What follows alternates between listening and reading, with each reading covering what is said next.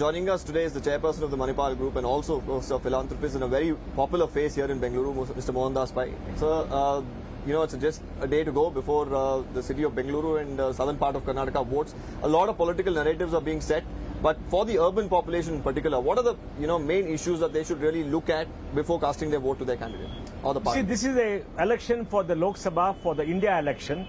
This is not a municipal election, not a state election. So the issues for India are very different. What are the issues for India? Issues for India is how to create high quality job for young people. Every year about 1.5 crore young people join the workforce. Because 30 years back, maybe 20 years back, 2.5 crore babies are born. Out of which 1.5 crores today who are grown up to the age of 20, 21 will want jobs. We have to create high quality jobs. How will high quality jobs come? High quality jobs will come only through growth and development, to better infrastructure, better education and more investment. Now that is the big challenge for India. So people are looking at which party has the best prospects for them, which party will make the country grow, which party will create enough high quality jobs, invest in infrastructure and higher education, and I'm sure they decide. I think people are very wise. They know the issues are very different from local issues. Yeah, you did say, of course, local issues are probably not going to be the biggest talking points, but of course, issues like water crisis became a talking point even during the Lok Sabha elections. Traffic is something that is widely spoken about, be it during municipal elections, assembly elections, or even Lok Sabha elections. The larger issues plaguing a urban city or a silicon city like Bengaluru, do our MPs need to focus on such aspects as well? And do you think that has been lacking? The MPs need to focus on big investment projects for Bangalore, like the metro. The metro is 3 years behind schedule. Yeah. The new metro expansion has to get central government approval. Yeah. They must fight to the government of India or go to the government of India and get more investment for Bangalore. The suburban rail system has been delayed. Now it has gone on stream. They must get more approvals. We need the satellite town city roads to be done, which is getting done. I think there are some things the MPs have to do in Parliament to put forth Bangalore's need as a leading city of this country, and they have a certain role. And they also have to make sure that in their constituency, they work with the local MLAs to make sure that the quality of life improves for everybody. They have to work at the all India level to get investments into Bangalore. They have to work to make sure foreign investment comes. I think they have a bigger role to play, but the role is very different from that of a ward councillor or a MLA. You did speak about suburban rail. The Prime Minister made a mention of it very recently when he was in Bengaluru about how the BJP has been pushing for it. You spoke about bringing in, funding for a metro. The biggest talking point has been how many states, not just in Karnataka, Tamil Nadu has been talking about it, Kerala has been talking about how the centre is probably doing injustice to southern states, to Karnataka in particular. They say funding is not being given, and it's a big struggle, especially for the Congress to bring in money from the centre. I think this is a fake narrative that's being pushed to cover up the failure of the state governments. For example, the Siddaramaiah government is spending 50,000 crores more on subsidies. There is no money for growth and development. Their revenue deficit this year in 24-25 is 27,000 crores. They're borrowing to give subsidies because they came to power by saying we're going to give you freebies, we're going to give you guarantees, etc. Now they're in trouble. There's no money for Bangalore, no money for development, and they know when there's no money for development, people criticize them. What should they do? They point somewhere else and this has been done. Look, let me say one important thing. The devolution of taxes from the centre is done by a finance commission appointed for every 5 years under the constitution. Yeah. They decide. Neither the UPA government nor the NDA government can decide. For the last 20 years, Karnataka's share has been coming down. It's not today or tomorrow. There have been 15 finance commission. Every commission in the last 20 years, Karnataka share has been coming down. The last one was decided about 5 years ago. I don't see Siddaramaiah or the BJP people criticizing them at that point of time. In fact, when they came to Bangalore, the NK committee, I went and presented and asked them for a better deal for Bangalore. They don't. So this is a political ploy. There's no discrimination against the states, southern states. Okay. And if you look at Tamil Nadu, subsidies are 1,42,000 crores. They borrowed more money. They've got a huge revenue deficit. Who's going to give them money? Kerala. Subsidies are very high. It's a broken state. No growth, no development, no jobs. I mean, what do you expect? So they all want to divert people's attention. You were just mentioning about subsidies that they're giving, or freebies, some may call it. What do you make of that?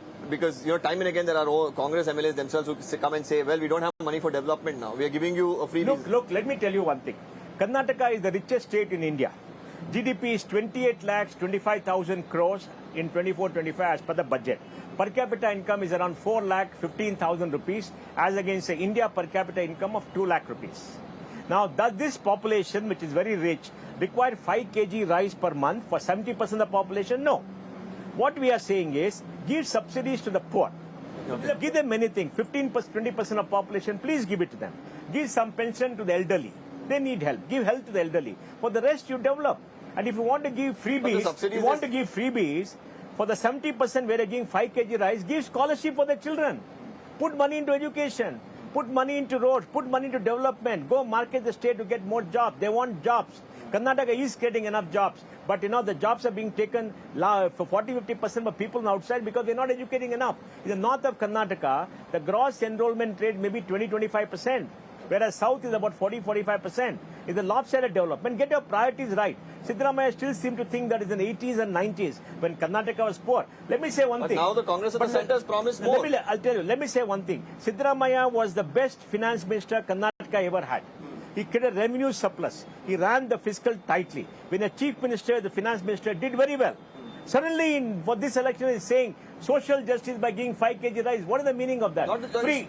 He's doing it for different reasons because he knows the end of the line for him, next 5 years. But also, the people in the government have become more corrupt this time. The corruption has increased compared to the past. Now look at what happened in India. India's Congress manifesto reflects the attitude of the Congress of people of this country. From Pandit Nehru till all of them, barring the Manmohan, barring the Narasimha Rao regime, they kept India poor.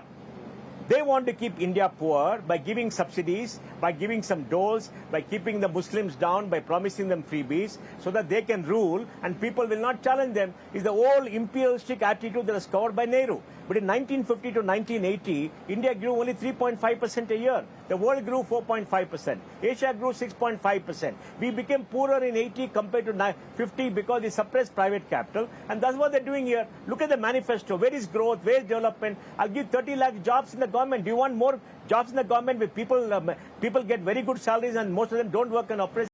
There are no vacancies. Devegowda has said, I ran the government of India. There are no 30 lakh vacancies. It's bogus. Then I'll give you some apprenticeship for 1 year. Do people want apprenticeship? Where will they give apprenticeship? 1 crore young people graduate every year. 25-30 lakhs they want apprenticeship. Where will they give them? You're saying the promise is unrealistic.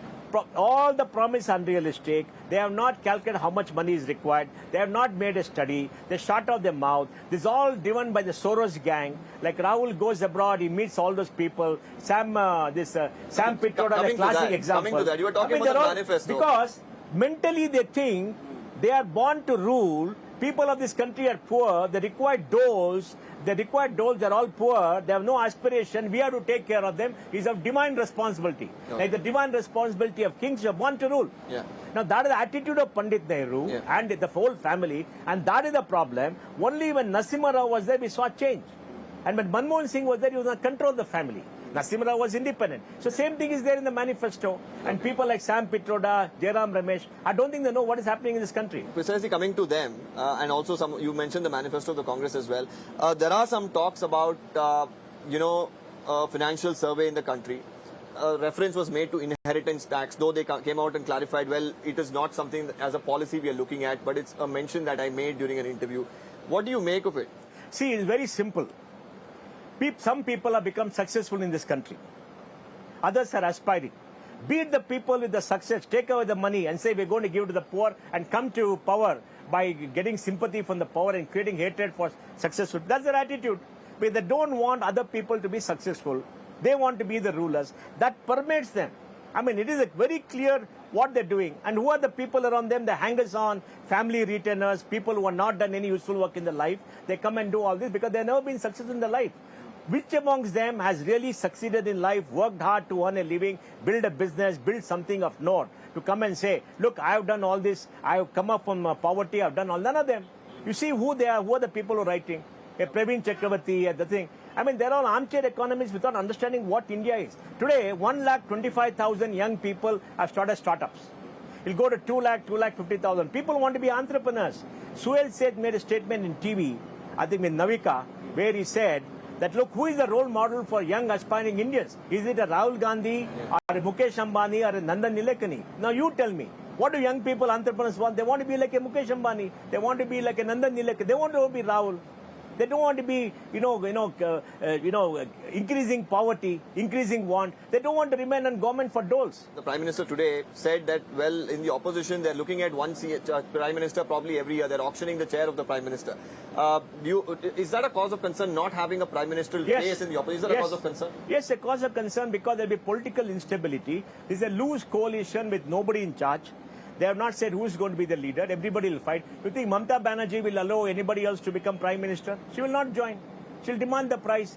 And that's why she wants to get all the seats there. She's going on a big campaign, wooing some jihadis and all that to do that, right?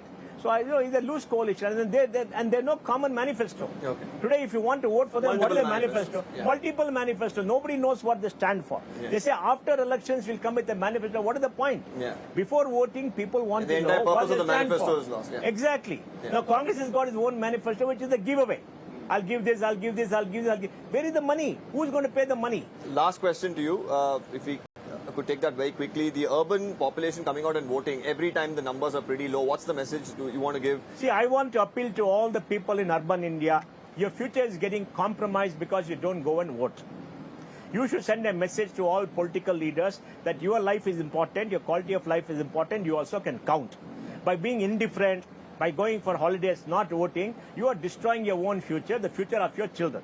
And you are not discharging your duty to your country. All of us citizens of the country have to express ourselves by voting. We have to vote for a candidate of our choice, whoever it is. You can vote for whomever you want, but please go and vote. When you go and vote, you demonstrate the commitment to the country. You demonstrate you're discharging your obligation as a citizen of this country. You demonstrate you care for the future of this country. Yeah. You demonstrate that you are with the country in choosing a government of your choice. Every vote is valuable. Putting nota is stupid. Putting nota is totally stupid, it's cynical, and nobody should do it. Coming out and voting is priority. You vote for whomever you think, the best or the worst or whatever, it doesn't matter. And don't pontificate and say everybody is wrong, I am God's creature, everybody is a crook, nothing like that. Don't pass value judgment. Go and vote, discharge obligations, stand up for your country, and show your love and affection for the country and discharge your duty to your country. So it was great having you on the election, Yadav. Thank you so much for speaking to us. Thank you.